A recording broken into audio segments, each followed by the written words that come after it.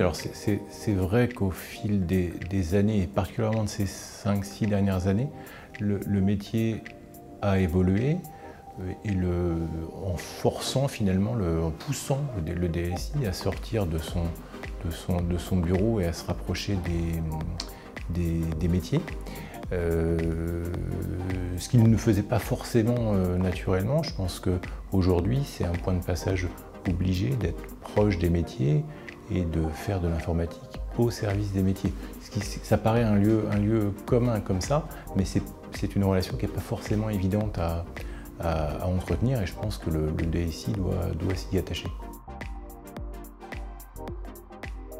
Ça ne dispense pas d'être le maître des tuyaux et des robinets, puisqu'il faut que ça fonctionne correctement pour pouvoir faire autre chose.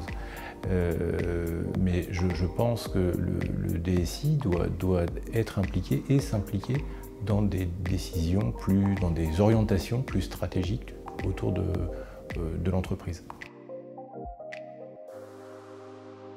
Moi, je le vois pas comme ça. Le chef d'orchestre exécute une œuvre musicale composée par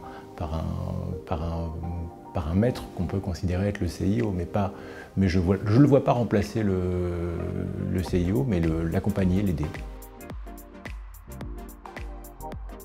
Je ne connaissais pas beaucoup Fidji avant cette journée. Je pense que Fidji effectue un travail très louable pour faire parler les différents acteurs du marché les uns avec les autres.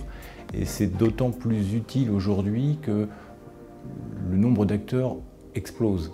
Et ce besoin de normaliser un peu les échanges existe toujours. C'est un vaste sujet, je ne suis pas certain qu'on réussisse, mais en tout cas, je pense que ça a le mérite.